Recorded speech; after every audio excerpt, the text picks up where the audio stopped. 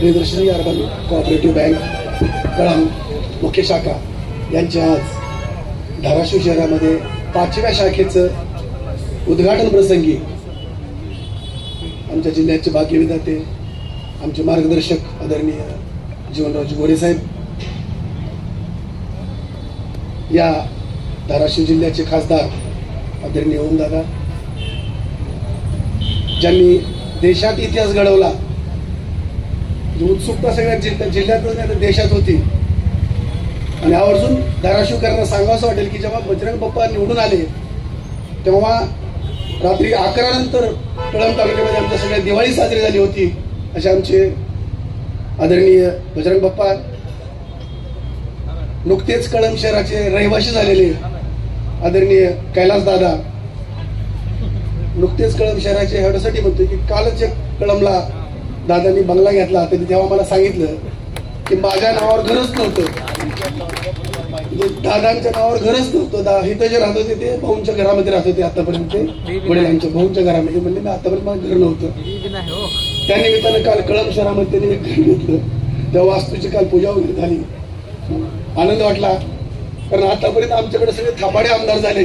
प्रत्येकाने आम्हाला इकडच्या लोकांनी सांगायचंय आम्ही कळंब मध्ये घर घेणार आहे.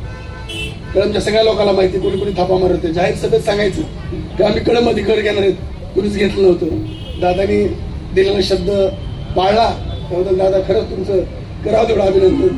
थोडं आहे आवर्जून बँकेबद्दल सांगायचं म्हणजे सगळ्यांनी सांगितलं की अण्णासाहेब आर्थिक विकास महामंडळाला सगळ्यांच्या 40 कोटी कर्ज देणारी, नॅशनलाइज बँकेपेक्षा सुद्धा जास्त कर्ज देणारी प्रियदर्शनी बँक आहे. 98 मध्ये जेव्हा सुरुवात झाली, पहिल्यांदा कळंब नगर परिषदला आमच्या कुणीच कर्ज देत नव्हतं. त्यावेळेला मी कळंब नगर परिषद उपनगराध्यक्ष होतो.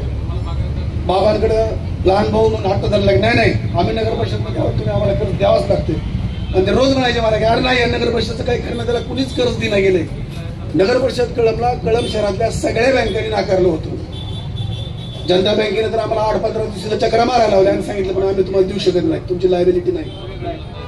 मग आम्ही आवर्जून बाबाकडे सांगितलं, हट्ट धरला की नाही मी आहे नगर परिषद तर द्या कर्ज.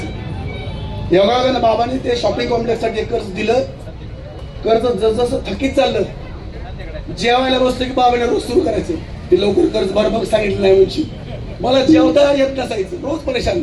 अखेर आम्ही ते कर्ज आम्ही आहेत तोपर्यंत क्लिअर करून दिलं. सांगायचं तात्पर्य एवढं की शून्यातून वर येत असताना, म्हणजे बँकेची पहिली शाखा स्थापन केल्यावर ते छोटंसं रोपटं होतं आणि छोट्याकडून मोठ्याकडे जात असताना काय यातना आणि व्याजना सहन करावं लागतात.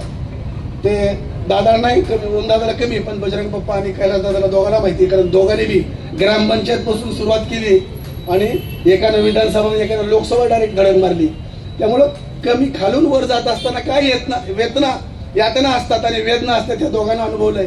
तसंच बाबाने आमच्या अनुभवलंय की एक छोट्याशा बँकेचं रूपांतर एवढ्या मोठ्या 5-6 शाखेत, 5 शाखा आज पूर्ण झाल्यात, 6व्या शाखेचं लवकरच उद्घाटन होत आहे. कार्यक्षेत्र आमचं जरी बीड, लातूर, सोलापूर, धाराशिव असलं तरी बाबाने अजून ओमदादावरच प्रेम जास्त केलंय. बजरंग बाप्पाकडे लक्ष कमी आहे त्यांचं, कारण बीड जिल्ह्यात आमच्या अजून ती शाखा नाही. बाप्पांचं लक्ष असतं बँकेवर, म्हणून त्यांनी कळंबला बरीचशी खाते जोडून दिलेत. मित्रांनो, सांगायचं तात्पर्य एवढंच आहे की बँक फक्त कर्ज घेऊन चालत नाही, तर डिपॉझिट देऊन सुद्धा चालवावं लागते.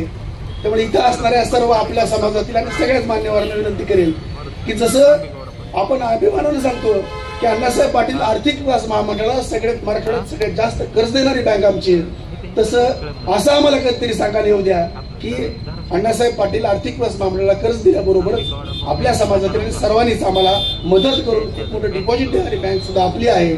या बँकेला प्रगतीसाठी आणि प्रगतीच्या मार्गाने जाण्यासाठी आपल्यापैकी प्रत्येकानं थोडा बहुत डिपॉझिट देऊन हातभार लावावा.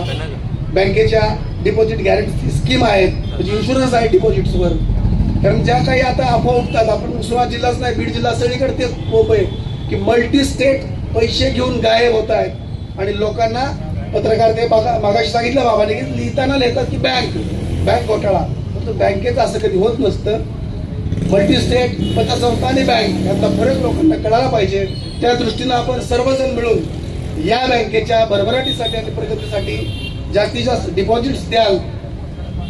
दोन्ही दादा म्हणतील आम्ही दोघं सामान्य कुटुंबातले, डिपॉझिट देणारे दादा आमच्याजवळ नाही आहेत, परंतु डिपॉझिट जमवून देणारे दोन्ही दादा तुम्ही आहेत. तुम्ही दोघांनी लक्ष दिलं तर ओम दादा तुमच्या तर कार्यक्षेत्रात बार्शी सुद्धा आम्ही घेतलंय. तुम्ही म्हणाल तर औसा आणि निलंग्याला सुद्धा आम्ही शाखा काढून, फक्त जरा डिपॉझिटला हातभार लावा. तुम्ही जर हातभार लावला तर बँकेची प्रगती मोठी होईल, मल्टी स्टेट बँक होईल, जी आपल्या राज्याशिवाय बाहेरच्या राज्यात सुद्धा आपण प्रगती करू शकू. त्यासाठी तुम्हाला सगळ्यांचं सहकार्य अपेक्षित आहे आणि तुम्ही कराल अशी बँकेचे सभासद म्हणून मी तुमच्याकडनं अपेक्षा ठेवतो आणि माझे 2 शब्द संपवतो. जय जिजाऊ, जय शिवराय. हा व्हिडिओ आपल्याला आवडला तर लाईक आणि शेअर जरूर करा. तसेच आमचे यूट्यूब चॅनल सबस्क्राईब करा आणि फेसबुक पेजला लाईक आणि फॉलो करायला विसरू नका. धन्यवाद.